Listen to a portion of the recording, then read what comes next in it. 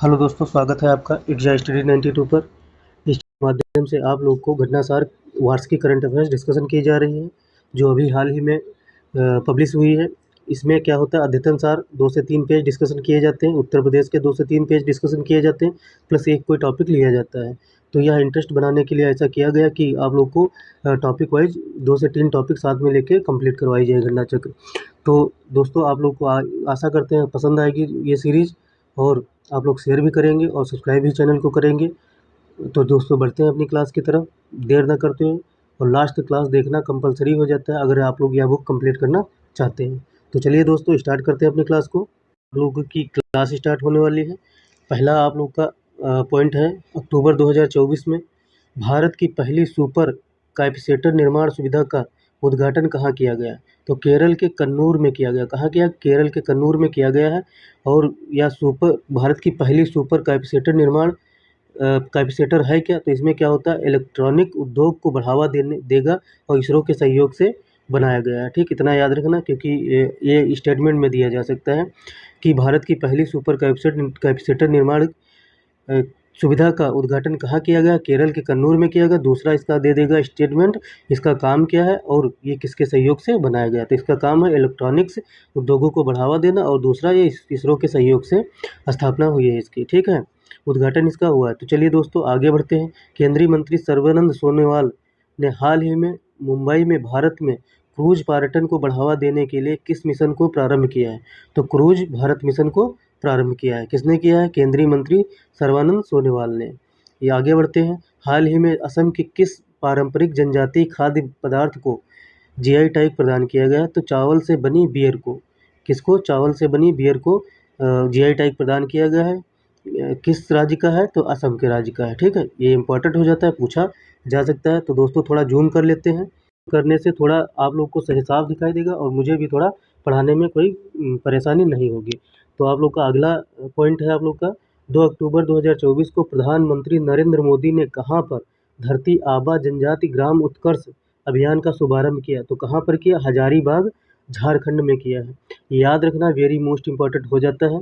चाहे आप लोगों का जेटेट हो, चाहे जेएसएससी हो, कोई भी एग्ज़ाम झारखंड का उसके लिए इम्पोर्टेंट हो जाता है, क्योंकि प्रधानमंत्री नरेंद्र मोदी ने उद्घाटन किया है। तो यह पूरे भारत के एग्ज़ाम्स के लिए इम्पोर्टेंट हो जाता है।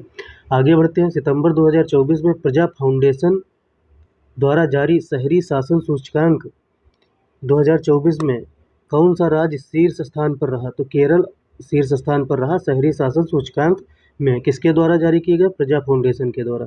आगे बढ़ते हैं दोस्तों। अगला पॉइंट आप लोग का है कि प्रधानमंत्री मोदी ने अक्टूबर 2024 में किस कैरिबियाई द्वीपीय देश के नाम से दिल्ली की एक सड़क का उद्घाटन किया है? तो जमैका रोड का उद्घाटन किया है। तो जमैका के उच्चायोग के सामने की रोड है यह। तो जमैका का जहाँ उच्चायोग बना है उसके सामने की रोड को क्या दिया गया है? जमैका रोड नाम दिया गया है। तो जमैका क्या है? एक कैरिबियाई देश है। ठीक है, कैरिबियाई देश है जमैका। आगे बढ़ते हैं। अग्निवीरों को टेक्निकल एंट्रीज में 15% और प्रशासनिक सुविधा सुरक्षा में 50% आरक्षण देने वाली पहली भारतीय कंपनी कौन बनी? तो ब्रह्मोस एरोस्पेस बनी है। कौन बनी है? ब्रह्मोस एरोस्पेस। याद रखना, इंपॉर्टेंट है, ये कहीं भी पूछा जा सकता है। आगे बढ़ते हैं दोस्तों। दोस्तों, लास्ट तक बने रहिए, क्योंकि कारण ये है कि बड़ी मेहनत से बनाई जाती है, कोई भी क्लास होती है और आपके लिए ही बनाई जाती है। अगर कोई अभी आपको इसमें कमी दिखे तो आप लोग कमेंट बॉक्स में डालिए, तो उसको सुधारा जाएगा, और कहीं गलती हो तब भी बताइए कि ये गलती हुई है, तो मैं इसको सुधार के पिन कर दूंगा कमेंट बॉक्स में। ठीक है, आगे बढ़ते हैं।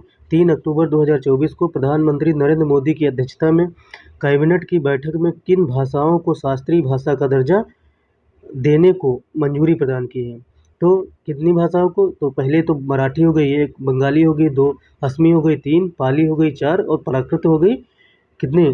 5। तो 5 भाषाओं को शास्त्रीय भाषा देने की मंजूरी दे दी है कैबिनेट के द्वारा। तो ये याद रखना, मराठी, बंगाली, असमी, पाली और प्राकृत, 4-5 भाषाएं ऐसी हैं जिनको मंजूरी मिली है शास्त्रीय भाषा के रूप में दर्जा देने के लिए।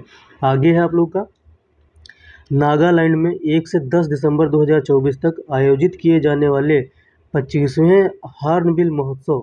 तो डायरेक्ट आप लोग का पहले क्वेश्चन बन जाता है कि हॉर्नबिल महोत्सव कहाँ मनाया जाता है? तो कहाँ मनाया जाता है? नागालैंड में मनाया जाता है। दूसरा, ये 25वें हॉर्नबिल महोत्सव के लिए किस देश को भागीदारी देश के बनाया गया? ये करंट अफेयर्स का क्वेश्चन बन जाता है, तो वेल्स को बनाया गया। किसको? वेल्स को बनाया गया है। यह आप लोग याद रखना, आप लोगों के लिए इम्पोर्टेंट हो जाता है। तो आगे बढ़ते हैं। आगे बढ़ने के साथ साथ में थोड़ा इसको स्क्रॉल कर लेते हैं ऊपर की तरफ। यह आप लोग का है 25 दिसंबर 2024 को 2024-27 सत्र के लिए किसने Asian Organisation of Supreme Audit Institution की अध्यक्षता ग्रहण की? तो सीएजी गिरीश चंद्र मुर्मू ने ग्रहण की है। अब इसको फिर से एक्सप्लेन कर लेते हैं। 2024-27 के लिए इनका टाइम पीरियड होगा 2024-27 के लिए। गिरीश चंद्र मुर्मू जी ने Asian Organisation of Supreme Audit Institution की अध्यक्षता ग्रहण की है। इंपॉर्टेंट हो जाता है, लेकिन एक दो बार पढ़ेंगे तो याद हो जाएगा, और याद भी नहीं होगा तो ऑप्शन देख के आप टिक लगा सकते हैं। इंपॉर्टेंट है ये आप लोग का बीपीओ के लिए, तो मोस्ट इंपॉर्टेंट यूपी के थ्रू जो एग्ज़ाम आएगा, और यूपीपीएससी के लिए तो वेरी मोस्ट इम्पॉर्टेंट है। भारत का पहला कागज विहीन सरपंच का उपचुनाव कहाँ पर कराया गया? तो भोपाल मध्य प्रदेश में कराया गया। वेरी मोस्ट इम्पॉर्टेंट है, याद रखना। आप लोगों के लिए ही प्रश्न बनाए जाते हैं और आप लोगों के लिए इम्पॉर्टेंट वन लाइनर है। अरुणाचल प्रदेश के तवांग जिले में 6488 मीटर भारत की 12वीं सबसे ऊंची चोटी माउंट गौरी चेन पर चढ़ने वाले सबसे कम उम्र के पर्वतारोही बने हैं। तो भुक्या यशवंत नाइक बने हैं। कौन बने हैं? भुक्या यशवंत नाइक बने। ये 20 वर्ष के हैं और ये तेलंगाना के हैं। याद रखना, वेरी मोस्ट इंपॉर्टेंट हो जाता है आप लोग के लिए। महाराष्ट्र के किस एयरपोर्ट का नाम बदलकर, किस राज्य का पूछ रहा है अब? महाराष्ट्र का। तो महाराष्ट्र के किस एयरपोर्ट का नाम बदलकर जगतगुरु संत तुकाराम के नाम पर रखने की घोषणा की गई है? तो पुणे एयरपोर्ट का नाम बदलकर संत गुरु तुकाराम के नाम पर रखने की घोषणा की गई। तो यह महाराष्ट्र वालों के लिए इम्पोर्टेंट है। बाकी आप लोगों के लिए बन जाए तो बहुत मुश्किल है, जो आप लोग पीसीएस में और यूपी पीसीएस बिहार पीएससी में बने प्रश्न। अगला चलते हैं। सितंबर 2024 में भारत का पहला CO2 में मेथेनॉल बनाने का पायलट प्लांट कहाँ पर स्थापित करने की घोषणा की गई? थर्मेक्स लिमिटेड पुणे महाराष्ट्र में की गई। आगे चलते हैं, आगे दोस्तों बढ़ते हैं, देख लेते हैं। बहुत इंपॉर्टेंट इसमें दिए गए हैं ऑनलाइनर। घटनासार की बहुत इंपॉर्टेंट बुक हो जाती है आप लोगों के लिए, क्योंकि ये वेरी मोस्ट इंपॉर्टेंट क्वेश्चंस को रखता है ऑनलाइनर में, तभी 26 पेज में आ पाते हैं। और बाकी बहुत एक्सप्लेन में बहुत ही अच्छे ढंग से इन्होंने दिया हुआ है, तो वो हम लोग डिस्कशन करेंगे धीरे धीरे। आगे बढ़ते हैं।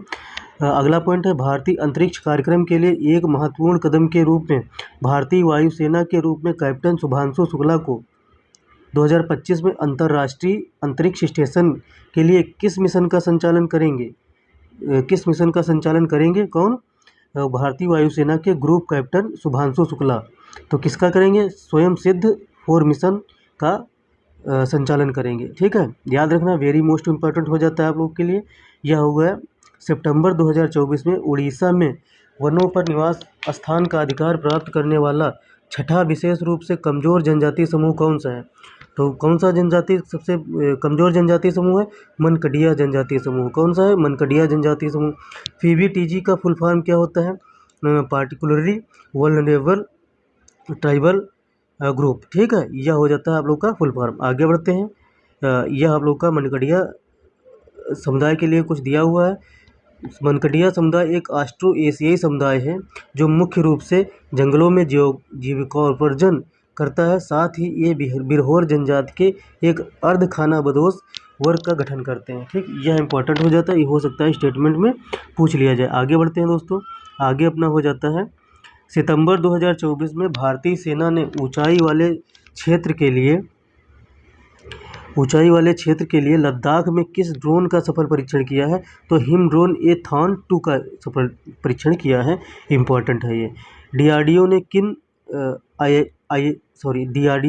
आईआईटी के साथ मिलकर किस आईआईटी के साथ मिलकर हल्के वजन वाले बुलेट प्रूफ जैकेट अभेद को विकसित करने की घोषणा की है? तो आईआईटी दिल्ली के साथ मिलकर घोषणा की है, अभेद का विकास करेंगे। ठीक है, आगे चलते हैं। सितंबर 2024 में वैश्विक नवाचार सूचकांक 2024, ये इंपॉर्टेंट हो जाता है, वेरी मोस्ट इम्पॉर्टेंट है।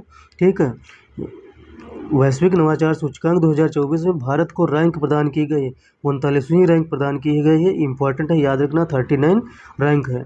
ग्लोबल इनोवेशन इंडेक्स में भारत को कितनी रैंक मिली है? तो 39वीं रैंक मिली है। ठीक, याद रखना, वेरी मोस्ट इंपॉर्टेंट हो जाता है। आगे बढ़ते हैं दोस्तों। 23 से 24 सितंबर 2024 को 10वां राष्ट्रमंडल संसदीय संघ भारत क्षेत्र सम्मेलन कहाँ आयोजित किया गया? तो नई दिल्ली में आयोजित किया गया। इम्पॉर्टेंट है, बहुत इम्पॉर्टेंट है। फिल्म निर्माता किरण राव के निर्देशन में बनी कॉमेडी ड्रामा फिल्म जिसे श्रेष्ठ विदेशी फिल्म कैटेगरी में, किस कैटेगरी में? श्रेष्ठ विदेशी फिल्म कैटेगरी में ऑस्कर पुरस्कार 2024 के लिए भारत की आधिकारिक प्रविष्टि के रूप में चुना गया। तो लापता लेडीज को चुना गया है। याद रखना, वेरी मोस्ट इंपॉर्टेंट हो जाता है। आगे बढ़ते हैं। सारे पॉइंट लगभग इंपॉर्टेंट है, जो मोस्ट इंपॉर्टेंट है वो आप लोग के लिए, आप लोग को बता दिया जाता है। विश्व बांस दिवस 18 सितंबर को मनाया जाता है। पहला क्वेश्चन यही बन जाता है कि विश्व बांस दिवस कब मनाया जाता है? तो 18 सितंबर को मनाया जाता है। इस अवसर पर केंद्रीय सड़क परिवहन राजमार्ग मंत्री कौन है? नितिन गडकरी जी हैं। ने कहाँ पर विश्व के सबसे ऊंचे 140 फीट बांस के टावर का लोकार्पण किया है? क्वेश्चन ये है, कहाँ पर विश्व के सबसे ऊंचे 140 फीट बांस के टावर का लोकार्पण किया है? छत्तीसगढ़ में किया है। कहाँ किया है? छत्तीसगढ़ में किया है। यह आप लोग का इम्पोर्टेंट है। ठीक है, आगे बढ़ते हैं। 18 सितंबर 2024 को केंद्रीय मंत्रिमंडल ने चंद्रयान 4 मिशन के साथ शुक्र ग्रह के वैज्ञानिक अन्वेषण के लिए किस मिशन को मंजूरी दी? तो वीनस ऑर्बिट मिशन को मंजूरी दी है। यह आप लोग का इम्पोर्टेंट हो जाता है। आगे बढ़ते हैं। किस मिशन को मंजूरी दी है? वीनस ऑर्बिट मिशन को मंजूरी दी है। यह 2027 में लॉन्च होगा। कब लॉन्च होगा? 2027 में लॉन्च किया जाएगा इसको।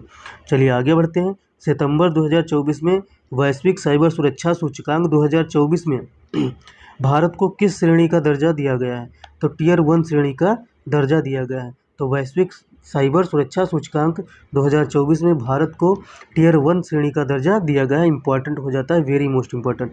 हाल ही में नीति आयोग ने किस शहर में एडुसिटीज़ शिक्षा शहर की स्थापना की घोषणा की है? तो मुंबई शहर को शिक्षा शहर बनाने की घोषणा की है। किसने? नीति आयोग ने की है। आगे बढ़ते हैं। मुंबई शहर याद रखना, एडुसिटीज़ बनाने की घोषणा की है। आगे हाल ही में किस पर्वतीय प्रदेश के मुख्यमंत्री द्वारा हिमालय बास्केट, किसके? हिमालय बास्केट पहल की शुरुआत की गई है? तो उत्तराखंड में की गई है। किस में की गई? उत्तराखंड में।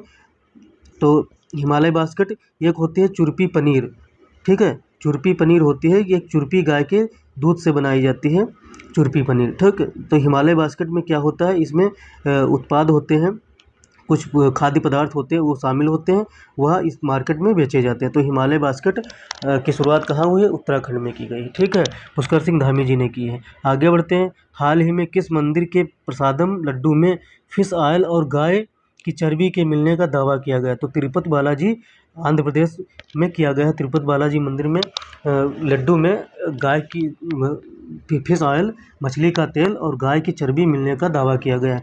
ये इम्पोर्टेंट है। कारण ये है कि ऐसे भी कांड हो रहे हैं देश में, तो बहुत दुख की बात है कि भक्तों के साथ में ऐसा किया जा रहा है। 8 सितंबर 2024 को केंद्रीय कैबिनेट की बैठक में चंद्रयान 4 मिशन के लिए कितने करोड़ रुपए की धनराशि आवंटित की गई है? इम्पॉर्टेंट है, ये इम्पॉर्टेंट है, बहुत इम्पॉर्टेंट है। 2,21,4.06 करोड़ रुपए आवंटित किए गए हैं चंद्रयान 4 के लिए। ऑस्ट्रेलिया का वह प्रसिद्ध विश्वविद्यालय जिसने हाल ही में नई दिल्ली में अपना पहला ग्लोबल सेंटर खोला है, तो कौन है? मेलबर्न विश्वविद्यालय है। कहाँ खोला है? दिल्ली में अपना पहला ग्लोबल सेंटर खोला है ऑस्ट्रेलिया के मेलबर्न विश्वविद्यालय ने। आगे बढ़ते हैं, इतना इम्पोर्टेंट नहीं है। सितंबर 2024 में LCA तेजस लड़ाकू बेड़े का हिस्सा बनने वाली पहली भारतीय महिला लड़ाकू पायलट बनी है, तो मोहना सिंह बनी है। इसको लगा लीजिए, वेरी मोस्ट इंपॉर्टेंट। किसी भी वनडे एग्जाम में, किसी भी NTPC, SSC, UPPSC कहीं भी पूछा जा सकता है।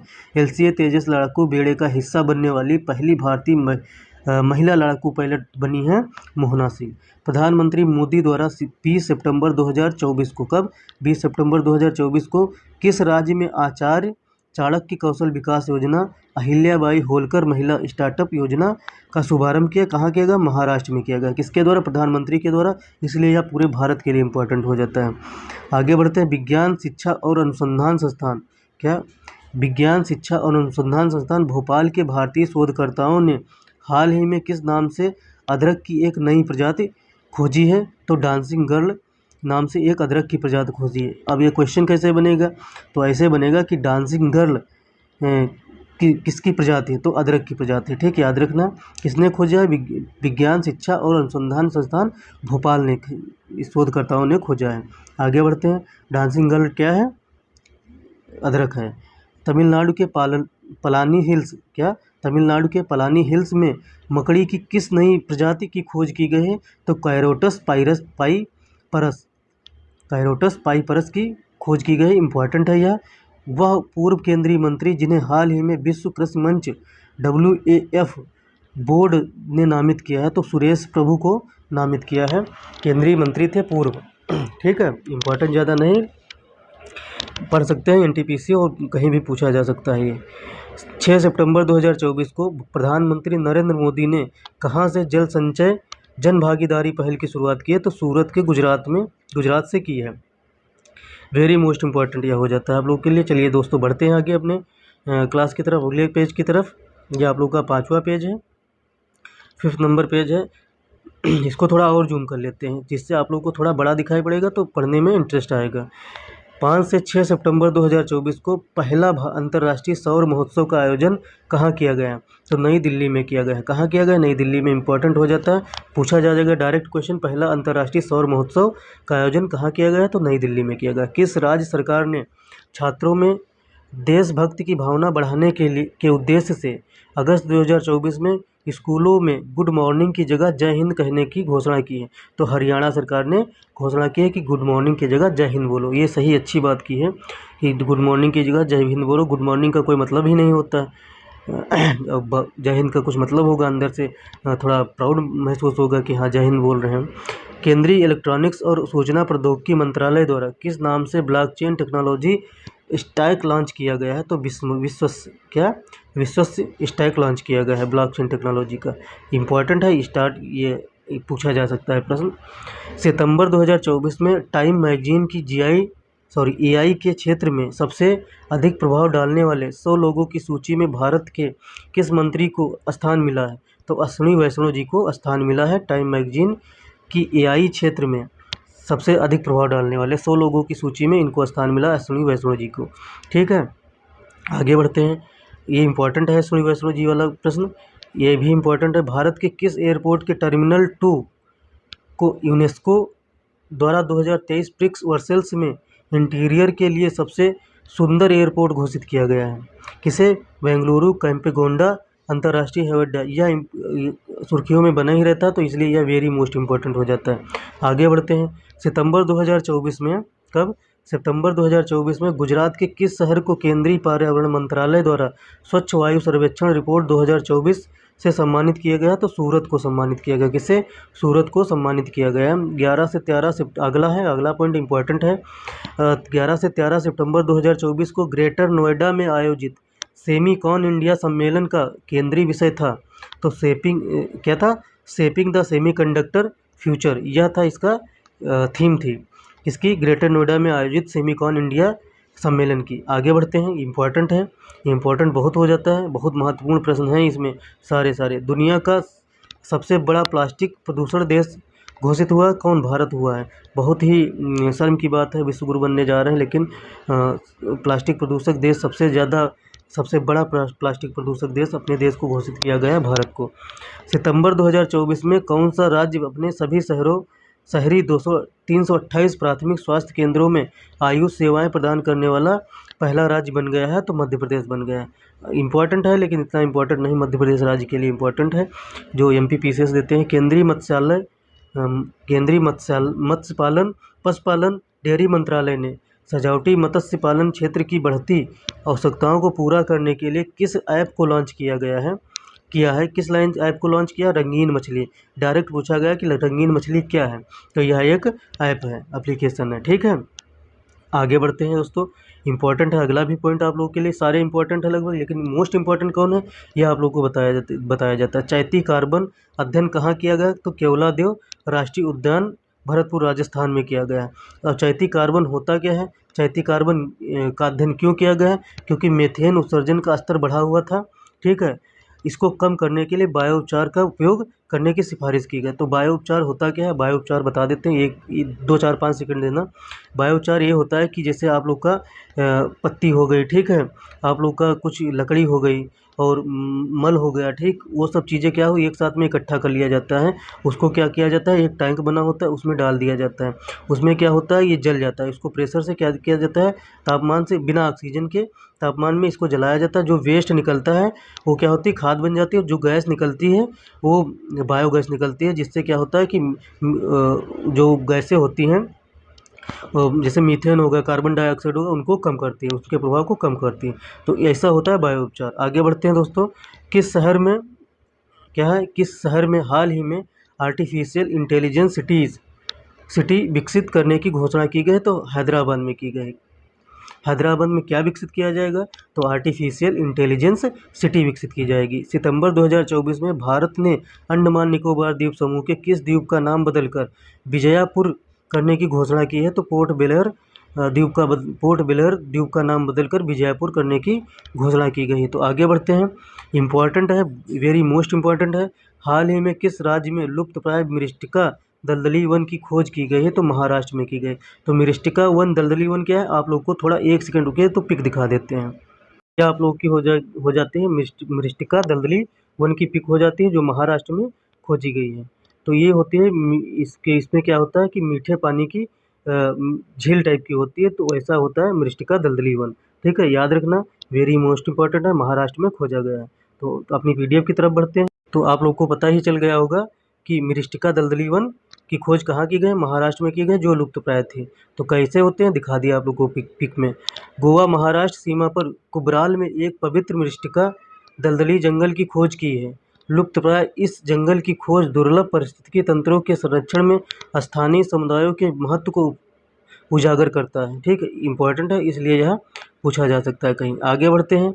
आगे अगला पॉइंट आप लोग का है, 16 सितंबर 2024 को प्रधानमंत्री मोदी ने 2 शहरों के बीच देश की पहली गैर उपनगरीय मेट्रो ट्रेन सेवा नमो भारत रैपिड रेल, क्या नमो भारत रैपिड रेल को हरी झंडी दिखाई। कहाँ, भुज से अहमदाबाद, क्या भुज से अहमदाबाद के बीच में नमो भारत रैपिड रेल की को हरी झंडी दिखाया। ठीक है, यह इम्पोर्टेंट हो जाता है क्योंकि माननीय मोदी जी ने किया है, तो इम्पोर्टेंट हो जाता है। अगला बढ़ते हैं। अगला पेज आप लोग का 6 नंबर पेज आ जाते हैं हम लोग। 8 अगस्त 2024 को 90 मेगावाट ऊर्जा उत्पादन क्षमता की मध्य और उत्तर भारत की सबसे बड़ी ओंकारेश्वर फ्लोटिंग सौर परियोजना किस राज्य में शुरू की गई है? तो मध्य प्रदेश में शुरू की गई है। याद रखना, वेरी मोस्ट इम्पॉर्टेंट हो जाता है आप लोगों के लिए। तो अगला है आप लोग का प्राकृतिक खेतों को बढ़ावा देने के लिए किस राज्य ने हाल ही में हिम उन्नत योजना को प्रारंभ किया? तो हिम उन्नत योजना किस राज्य ने प्रारंभ किया? तो हिमाचल प्रदेश ने प्रारंभ किया। तो किस लिए प्रारंभ किया? तो यह इम्पोर्टेंट हो जाता है, प्राकृतिक खेती को बढ़ावा देने के लिए शुरू किया गया है। आगे बढ़ते हैं। इम्पोर्टेंट है, मोस्ट इम्पोर्टेंट, महत्वपूर्ण आप लोगों के लिए प्रश्न है ये वाला, उन्नत योजना। ठीक, हिमाचल प्रदेश ने शुरू किया है। अगला है, किस मंत्रालय द्वारा 13 अगस्त 2024 को नई दिल्ली में flood watch India 2.0 app launch किया है? तो केंद्रीय जल शक्ति मंत्रालय द्वारा लॉन्च किया गया है। ये भी इम्पोर्टेंट है आप लोगों के लिए क्योंकि केंद्रीय जल शक्ति मंत्रालय द्वारा लॉन्च किया गया है। आगे बढ़ते हैं।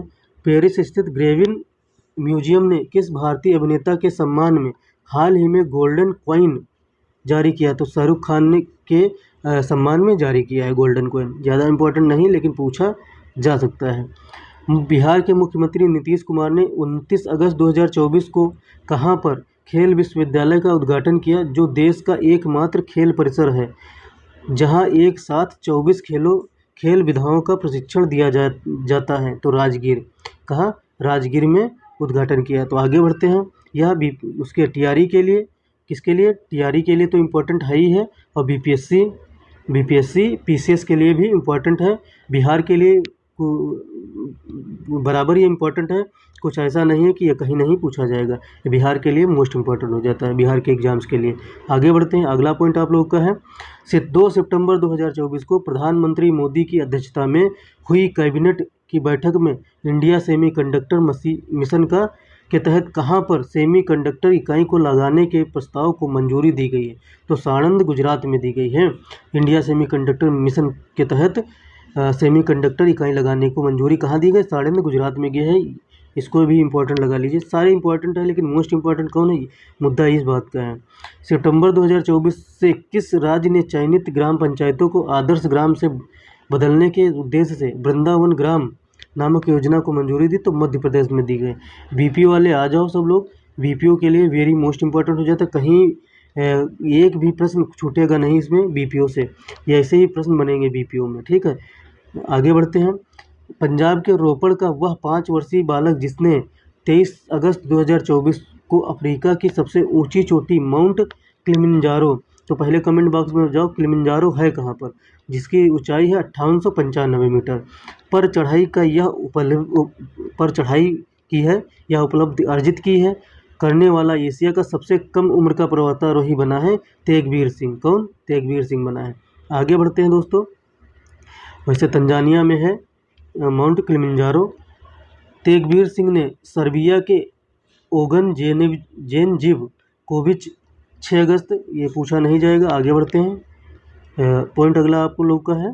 भारत ने 17 अगस्त 2024 को वर्चुअली तीसरे वॉयज ऑफ ग्लोबल साउथ शिखर सम्मेलन की मेजबानी की है। इस सम्मेलन की थीम थी एक सतत भविष्य के लिए एक सशक्त वैश्विक दक्षिण, ठीक है। इम्पॉर्टेंट है, कभी भी पूछा जा सकता है, बाकी पीसीएस में तो कंफर्म आएगा ही आएगा ऐसा क्वेश्चन। अगला पॉइंट है, इम्पॉर्टेंट पॉइंट है। अगस्त 2024 में किस राज्य की विधानसभा ने महिलाओं के विवाह की उम्र को 18 से बढ़ाकर कितनी कर दी गई? 21 वर्ष कर दी गई। संबंधी विधेयक पारित कर दिया है। अब राज्यपाल की मंजूरी मिलने के बाद यह कानून लागू करने वाला देश का पहला राज्य बन जाएगा। कौन? हिमाचल प्रदेश। इम्पॉर्टेंट है, उत्तराखंड नहीं है, हिमाचल प्रदेश है। उत्तराखंड नहीं सब अच्छे काम कर सकता है, हिमाचल प्रदेश भी कर सकता है। भारत सरकार ने अमेरिका के साथ किन राइफलों की खरीद के लिए समझौता किया है? तो SIG 716, यह नंबर पूछा जा सकता है, ये नंबर रट डालिए। SIG 716 किससे संबंधित है? राइफल से संबंधित है। यह राइफल कहाँ की है? तो अमेरिका की है। अमेरिका के साथ में समझौता किया है। भारत बायोटेक इंटरनेशनल लिमिटेड ने 27 अगस्त 2024 को हैदराबाद में किस नाम से सिंगल ओरल हैजा वैक्सीन, क्या सिंगल ओरल हैजा वैक्सीन लॉन्च की है? तो हिलकोल को लॉन्च किया है। बाकी ये नंबर पूछा नहीं जाएगा, तो ये हिलकोल आप लोग का हो जाएगा। BBV 313 इसका नाम है, ठीक है। सिंगल ओरल हैजा वैक्सीन लॉन्च किया है हिलकोल, किस नाम से? हिलकोल नाम से लॉन्च किया गया है। और किसने लॉन्च किया? भारत बायोटेक इंटरनेशनल ने लॉन्च किया है। तो इम्पॉर्टेंट हो जाता है, ये पूछा जा सकता है कि भारत बायोटेक ने सिंगल ओरल हैजा वैक्सीन की लॉन्च किया तो उसका नाम क्या है? तो हिलकोल नाम है, ठीक है। आगे चलते हैं। अगस्त 2024 में क्या? अगस्त 2024 में एकीकृत पेंशन योजना UPS, ठीक है, को अपनाने वाला देश का पहला राज्य कौन बना? महाराष्ट्र बना है। ये इंपॉर्टेंट हो जाता है, चाहे GST अपनाने वाला पहला राज्य हो, चाहे एकीकृत पेंशन अपनाने वाला हो, ठीक। यूनिफाइड पेंशन स्कीम इसका फुल फॉर्म है। आगे बढ़ते हैं। 26 अगस्त 2024 को किन 2 राज्यों ने श्री कृष्ण गमन पथ विकसित करने की घोषणा की है? तो एक मध्य प्रदेश, दूसरा राजस्थान ने घोषणा की है। तो ये भी मोस्ट इंपॉर्टेंट है। 24 अगस्त 2024 में अगला पॉइंट है आप लोग का। अगस्त 2024 में किस राज्य सरकार ने मुस्लिम विवाह और तलाक पंजीकरण अधिनियम 1935 को निरस्त कर दिया है? तो असम ने निरस्त कर दिया। किसने? असम ने निरस्त कर दिया। इंपॉर्टेंट है, पूछा जा सकता है प्रश्न। हाल ही में किस राज्य ने राजीव गांधी सिविल अभय हस्तम योजना शुरू किया है? तो तेलंगाना ने शुरू किया है। ये इंपॉर्टेंट है लेकिन पीसीएस में पूछा जाएगा, कोई कंफर्म बात नहीं है, ठीक है। आगे बढ़ते हैं। आगे आप लोग का यूपी स्पेशल चालू हो जाएगा, क्योंकि 3 पेज आप लोग के घटनासार के तथ्यसार से संबंधित है, ठीक है, जो वन लाइनर है, अध्ययन सार से संबंधित जो वन लाइनर है। बाकी आप लोग का एक टॉपिक यूपी स्पेशल चलता है। जब यूपी स्पेशल खत्म हो जाएगा तो इसके स्थान पर दूसरा टॉपिक रखा जाएगा। तीसरा टॉपिक आप लोग का अभी तो चल रहा है डे, इंपॉर्टेंट डेज और थीम चलेगा, ठीक है। तो यूपी स्पेशल आप देख लेते हैं, 2 पेज लगभग होगा या 3 पेज होगा, जिसका 1 पेज या 2 पेज होगा। तो जैसा होगा डिस्कशन कर रहे हैं हम लोग। अयोध्या यूपी का अगला पेज है 128, 126, 127 तक हम लोग डिस्कशन कर चुके थे। 2 पेज डिस्कशन हुए हैं, अभी 2 पेज आज डिस्कशन हो जाएंगे। तो 10 ही पेज है, 5 दिन 5 क्लासेस में एक साथ में डिस्कशन हो जाएंगे। तो ये आप लोग का इंटरेस्ट बनाने के लिए किया गया है। बाकी मैं तो 26 के 26 पेज को एक क्लास में ही डिस्कशन कर दूँ, कोई दिक्कत वाली बात नहीं होती मेरे लिए। लेकिन मैं आप लोगों का इंटरेस्ट बना रहे और पढ़ने में थोड़ा टॉपिक वाइज पढ़ें और मज़ा आता रहे, तो इसलिए आप लोग को लगे कि हाँ मेरा सारी चीज़ें कंप्लीट हो रही हैं, तो इसीलिए इसको ऐसे रखा गया। ठीक है, चलिए बढ़ते हैं अपनी क्लास की तरफ। उत्तर प्रदेश एक्सप्रेस की अभी स्टार्ट हो रहा है आप लोग का। तो अयोध्या आदर्श सौर शहर घोषित हुआ है, बस यही पूछा जाएगा और कुछ भले ना पूछा जाए कि किस शहर को आदर्श सौर शहर घोषित किया गया, तो अयोध्या को घोषित किया गया है। पढ़ लीजिए। उत्तर प्रदेश के आध्यात्मिक अयोध्या ने सौर ऊर्जा संयंत्र के माध्यम से 40 मेगावाट विद्युत उत्पादन क्षमता हासिल की। कितनी? 40 मेगावाट की विद्युत क्षमता हासिल की है सौर ऊर्जा में, जिसके कारण अयोध्या को उत्तर प्रदेश सौर ऊर्जा नीति 2021 क्या उत्तर प्रदेश सौर ऊर्जा नीति 2022 के अंतर्गत आदर्श सौर शहर का प्रतिष्ठित पदनाम दिया गया है। बस इसीलिए दिया गया है क्योंकि उन्होंने 40 मेगावाट बिजली विद्युत उत्पादन करने लगा है सौर से। बस इतना है और कुछ नहीं है। बाकी ये पढ़ना हो तो आप लोग पढ़ लीजिए और इम्पोर्टेंट ज़्यादा नहीं है। आगे बढ़ते हैं क्योंकि सब चीज़ें डिस्कशन होनी है। तो इसमें एक पॉइंट इम्पोर्टेंट है ये वाला। यह संयंत्र राष्ट्रीय ताप विद्युत निगम ग्रीन एनर्जी लिमिटेड द्वारा माझा रामपुर हलवारा और माझा सराय राशि गांव में सरयू नदी के पास स्थापित किया गया। तो यह संयंत्र कहाँ स्थापित किया गया है? तो माझा रामपुर हलवारा और माझा सराय राशि गांव में सरयू नदी के पास स्थापित किया गया। इंपॉर्टेंट हो जाता है, बस ये इंपॉर्टेंट है, स्टेटमेंट में दिया जा सकता है। तो अब बाकी पूछा जाएगा कि सौर आदर्श शहर कौन घोषित किया गया? तो अयोध्या। वाराणसी में वैदिक 3D संग्रहालय वाराणसी में वैदिक 3D संग्रहालय, इसमें होता क्या है ये देख लेते हैं। तो प्रधानमंत्री नरेंद्र मोदी के संसदीय क्षेत्र कौन सा है? वाराणसी है। में संपूर्णानंद संस्कृत विश्वविद्यालय के मुख्य भवन में वैदिक 3D। तो दोस्तों वाराणसी में वैदिक 3D संग्रहालय लॉन्च किया गया है। उत्तर प्रदेश सरकार प्रधानमंत्री नरेंद्र मोदी की संसदीय क्षेत्र वाराणसी में संपूर्णानंद संस्कृत विश्वविद्यालय के मुख्य भवन में वैदिक 3D संग्रहालय का निर्माण कराने का निर्णय किया गया है। ठीक है, इम्पोर्टेंट बस इतना ही है और कुछ इम्पोर्टेंट नहीं है। बाकी आप लोग देख लीजिए, आप लोग के सामने है किस किस में किया जाएगा। तो ज्योतिष, खगोल विज्ञान और वैदिक साहित्य को समर्पित होगा। संग्रहालय वैदिक साहित्य के विकास को प्रदर्शित करेगा और जिसमें 16 संस्कार, 64 कलाएँ, 8 विद्या स्थानों के नाम, साथ साथ भारतीय ऋषियों के योगदान को दर्शाएगा। ठीक है, दर्शाया जाएगा। शास्त्रार्थ आध्यात्मिक प्रवचन की परंपरा को पुनर्जीवित करने के लिए एक मंच के रूप में काम करेगा। तो दोस्तों इम्पोर्टेंट नहीं है ज़्यादा। ठीक है, ये भी देख लीजिए, बच गया है आप लोग का। ऐतिहासिक सरस्वती भवन में संरक्षित दुर्लभ पांडुलिपियों, जिनमें रास पंचाध्याय, श्रीमद् भागवत गीता और दुर्गा सप्तशती भी शामिल है। ठीक है, ये याद रखना, इम्पोर्टेंट है। अब ये इम्पोर्टेंट हो जाता है आप लोग की वैदिक 3D संग्रहालय कहाँ बनाया जाएगा? तो वाराणसी में बनाया जाएगा। बस इतना इम्पोर्टेंट ज़्यादा हो जाता है। आगे बढ़ते हैं। सोनभद्र पुलिस लाइन को अंतर्राष्ट्रीय सोनभद्र पुलिस को अंतर्राष्ट्रीय प्रमाण पत्र प्राप्त हुआ। कौन सा प्रमाण पत्र प्राप्त हुआ? अंतर्राष्ट्रीय मानकीकरण संगठन से ISO 9001 अनुपात 2015 प्रमाण पत्र प्राप्त हुआ है। और ये किस लिए दिया जाता है? तो किस लिए दिया जाता है? पुलिस लाइन के प्रबंधन, प्रशिक्षण, सेवाओं और सुविधा में उत्कृष्टता को मान्यता देता है। ठीक है, इसलिए दिया जाता है। तो सोनभद्र की पुलिस लाइन को मिला है। आगे बढ़ते हैं। सलखान जीवाश्म आप लोग का आ जाता है। सलखान जीवाश्म पार्क को विश्व धरोहर सूची में शामिल कराने का प्रस्ताव है। तो विश्व धरोहर सूची में सलखान जीवाश्म पार्क शामिल तो किया जाएगा, लेकिन है कहाँ?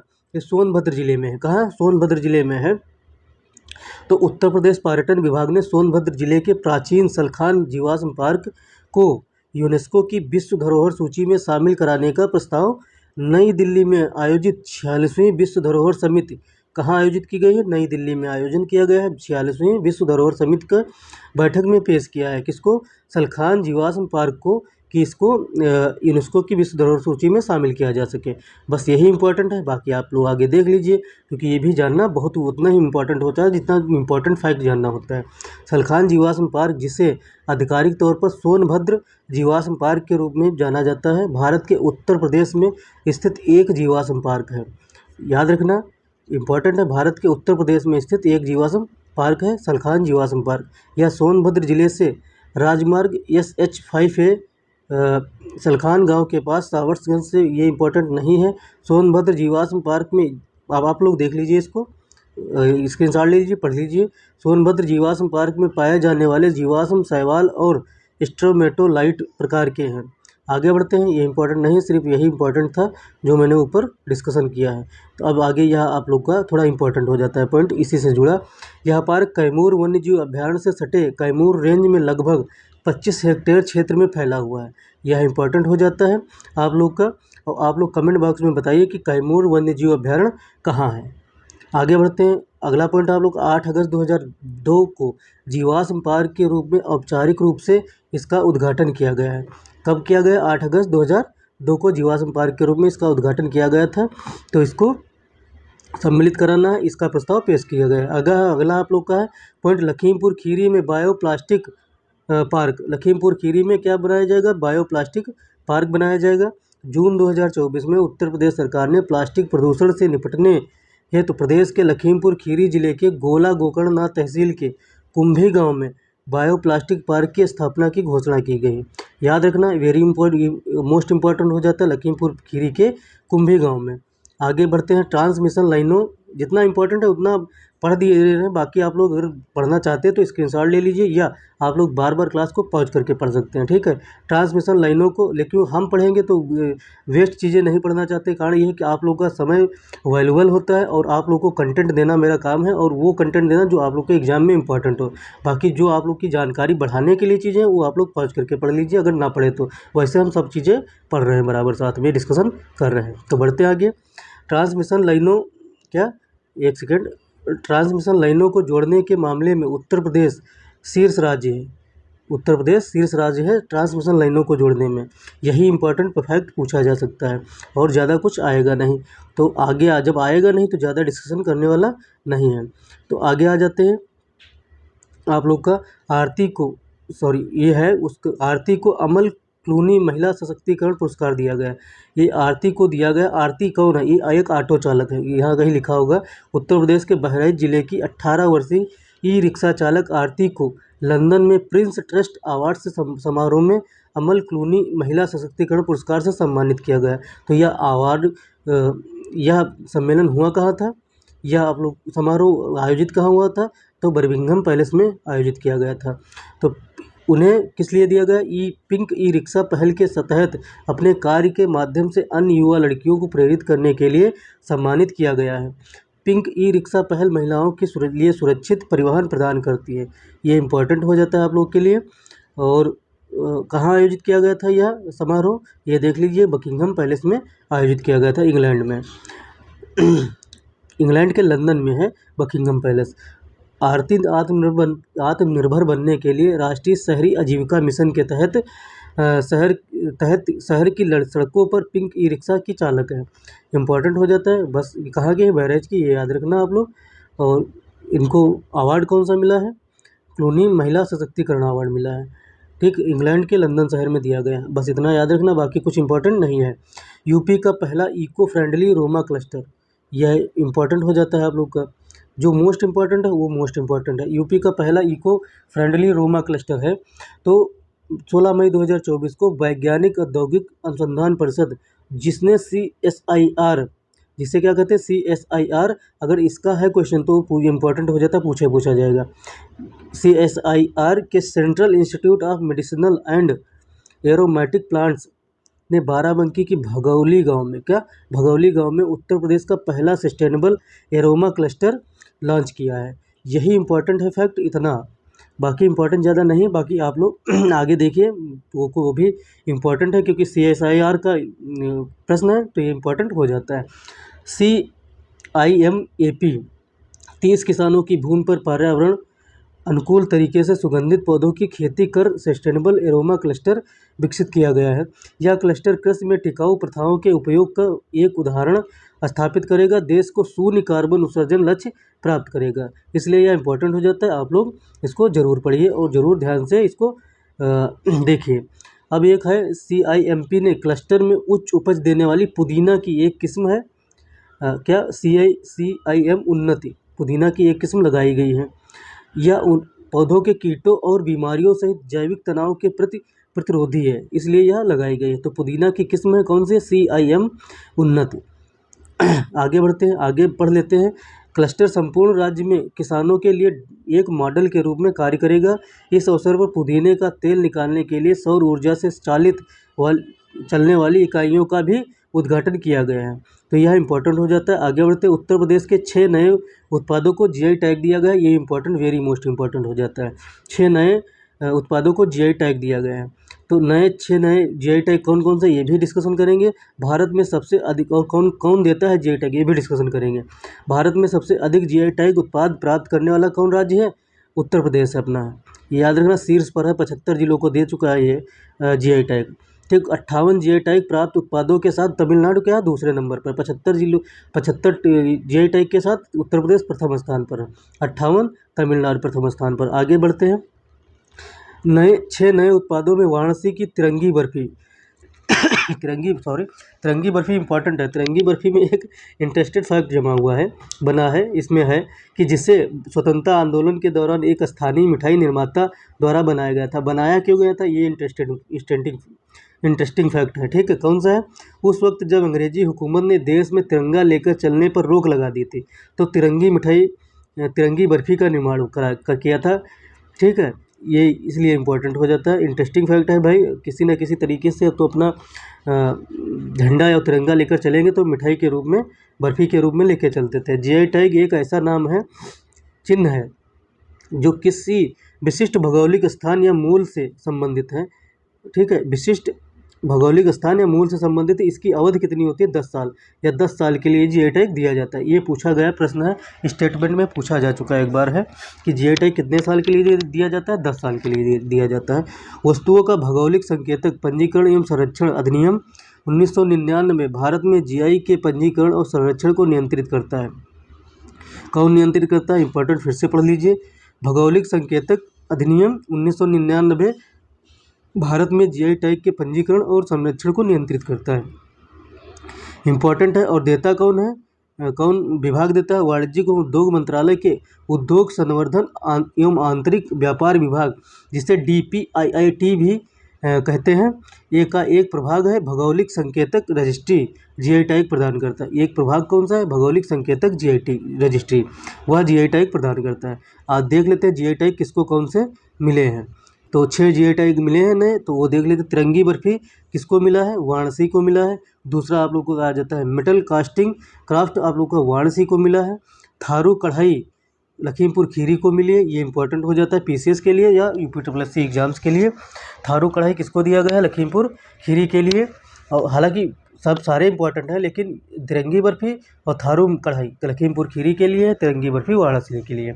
बेत और बाँस शिल्प आप लोग का बरेली से संबंधित है। जरदोजी शिल्प आप लोग का बरेली से संबंधित है। हैंड ब्लॉक प्रिंट टेक्सटाइल आप लोग का पिलखुआ हापुड़ के लिए दिया गया है, हापुड़ को दिया गया है। याद रखना, इंपॉर्टेंट है, वेरी मोस्ट इंपॉर्टेंट हो जाता है। नईमा खातून, ये इंपॉर्टेंट है। नईमा खातून AMU की पहली महिला कुलपति बनी है। AMU का मतलब अलीगढ़ मुस्लिम यूनिवर्सिटी, बाकी यह इंपॉर्टेंट नहीं है। और इस अलीगढ़ मुस्लिम यूनिवर्सिटी की कुलपति का नाम मतलब उसका नाम कौन भेजता है कि नियुक्त करो इसको? तो राष्ट्रपति भेजता है। राष्ट्रपति द्रौपदी मुर्मू द्वारा उनके नाम को मंजूरी दी गई है और शिक्षा मंत्रालय ने प्रोफेसर खातून की नियुक्ति के लिए अधिसूचना जारी की गई है। ठीक, ये याद रखना, यही इंपॉर्टेंट है। और एक चीज़ और इम्पॉर्टेंट है इसमें, कार्यभार।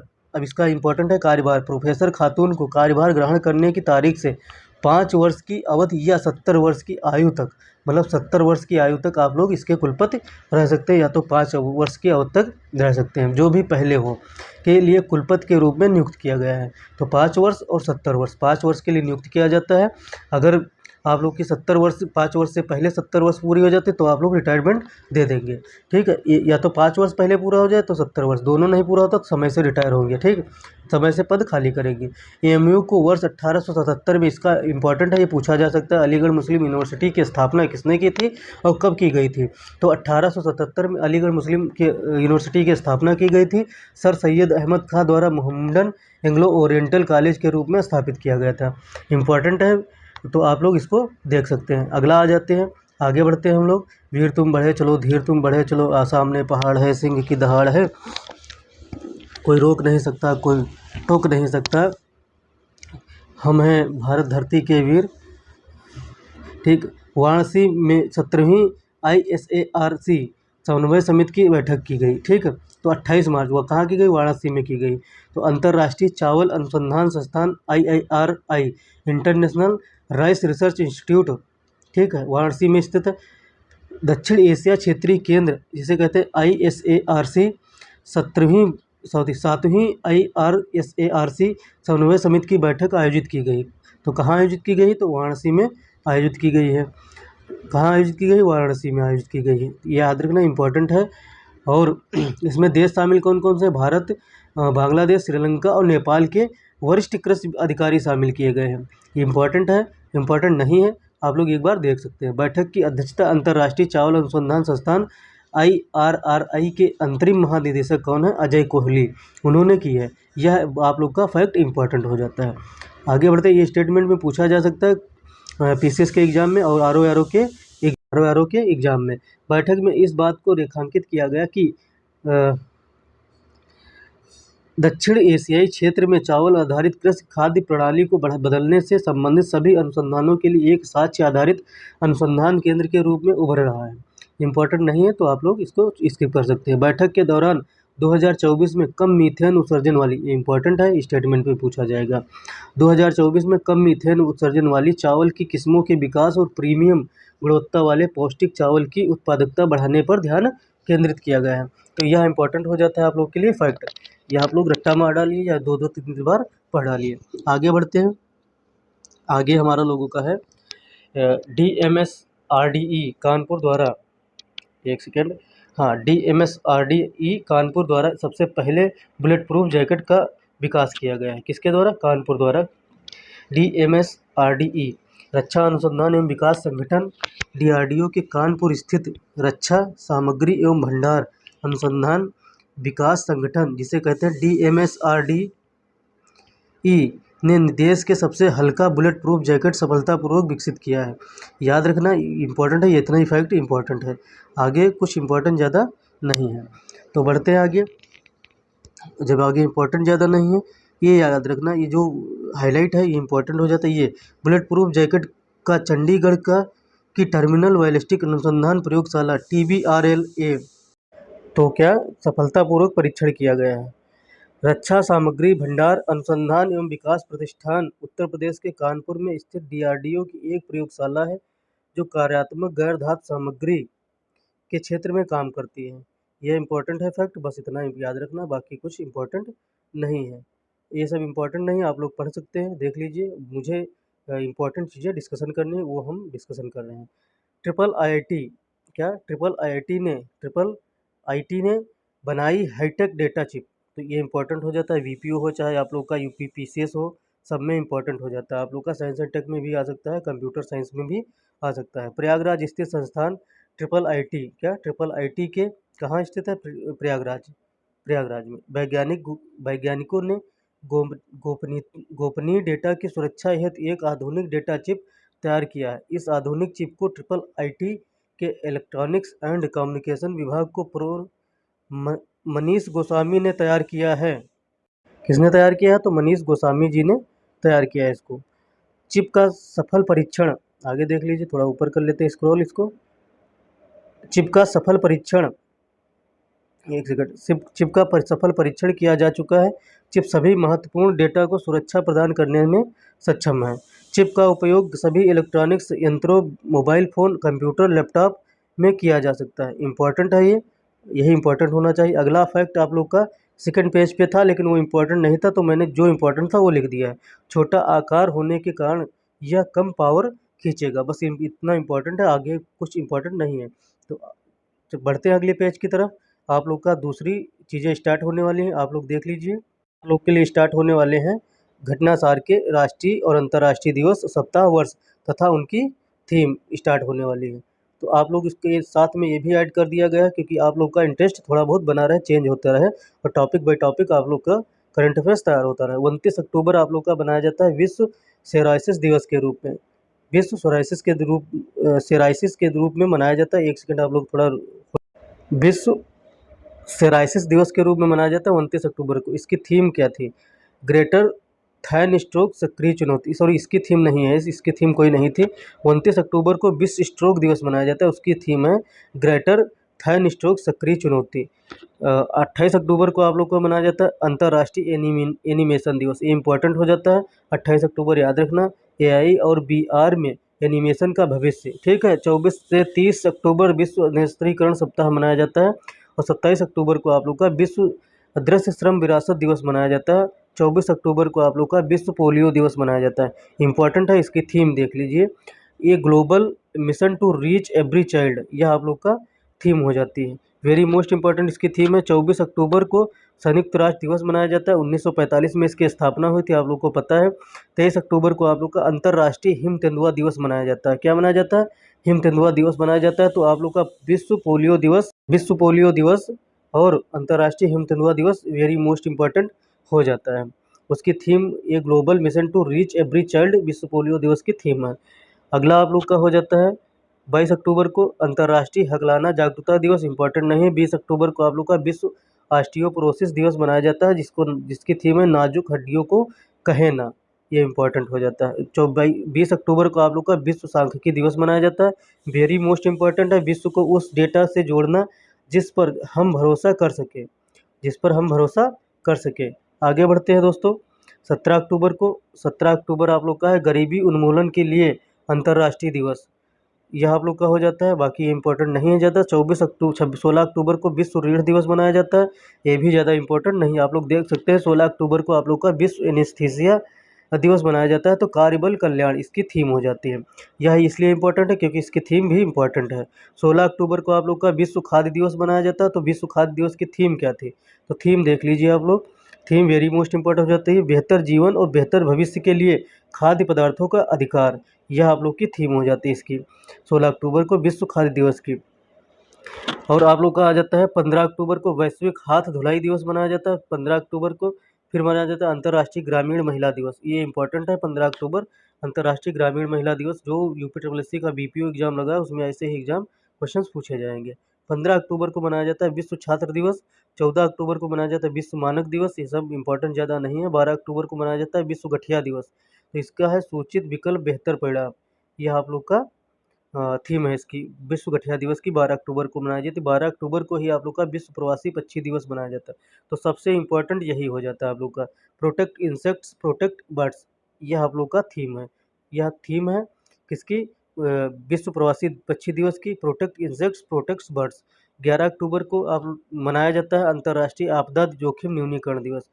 इसकी थीम क्या है? इसकी थीम है आप लोग की education as a lifeline for youth disaster disaster in disaster risk reduction, इसकी थीम है, ठीक है। याद रखना, याद रखना, 2-3 बार पढ़ेंगे तो याद हो जाएगा। यह आप लोग की अगली है। 11 अक्टूबर को अंतर्राष्ट्रीय बालिका दिवस मनाया जाता है, भविष्य के लिए बालिकाओं का दृष्टिकोण, यह इंपॉर्टेंट थीम है। अगला है आप लोग का 10 अक्टूबर विश्व मानसिक स्वास्थ्य दिवस आप लोग का है, तो मेंटल हेल्थ नेटवर्क आप लोग की हो जाती है थीम। 9 अक्टूबर को मनाया जाता है विश्व डाक दिवस, ये इंपॉर्टेंट है आप लोग की। सॉरी, विश्व 9 अक्टूबर को मनाया जाता है विश्व डाक दिवस। इसकी थीम क्या है? संचार को सक्षम बनाने और राष्ट्रों के लोगों को सशक्त बनाने के लिए के 150 वर्ष, यह थीम है, इम्पॉर्टेंट हो जाती है। आगे बढ़ते हैं दोस्तों। 7 अक्टूबर को मनाया जाता है विश्व पर्यावास दिवस, बेहतर शहरी भविष्य बनाने के लिए युवाओं को शामिल करना। 7 अक्टूबर विश्व कपास दिवस। 6 अक्टूबर को विश्व सेरेब्रल पाल्सी दिवस मनाया जाता है। 5 अक्टूबर को विश्व शिक्षक दिवस मनाया जाता है। इम्पॉर्टेंट है विश्व शिक्षक दिवस, इसकी थीम भी इम्पॉर्टेंट है, पूछी जा चुकी है। वैल्यूइंग टीचर्स वाइज, आगे बढ़ते हैं, थोड़ा जूम इधर खींच लेते हैं इसको। Valuing teachers wise towards a new social contract for education, इसकी थीम हो जाती है। किसकी थीम हो जाती है? विश्व शिक्षक दिवस की। तो विश्व शिक्षक दिवस आप लोग का मनाया कब जाता है? मनाया जाता है 5 अक्टूबर को। 4 से 10 अक्टूबर को मनाया जाता है विश्व अंतरिक्ष सप्ताह, अंतरिक्ष और जलवायु परिवर्तन इसकी थीम है। 4 अक्टूबर को मनाया जाता है विश्व पशु कल्याण दिवस, दुनिया उनका भी घर है।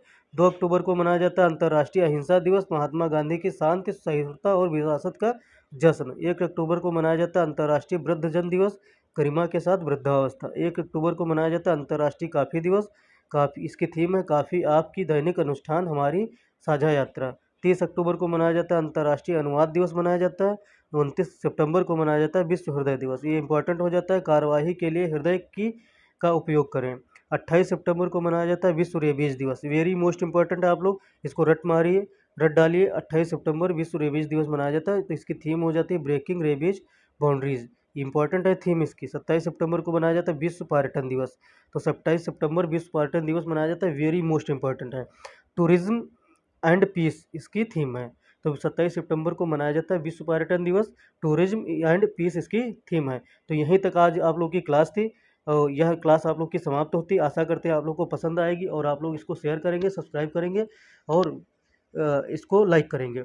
और जो भी गलतियाँ हो, जो भी आप लोग के सुझाव कमेंट बॉक्स में डालिए, और आप लोग के सुझाव सर्वमान्य होंगे, आप लोग के फॉलो किए तो आप लोग याद रखना, क्योंकि क्लास आपकी है, आपका चैनल है, आप लोग ही शेयर करेंगे, आप लोग ही इसको सब्सक्राइब करेंगे।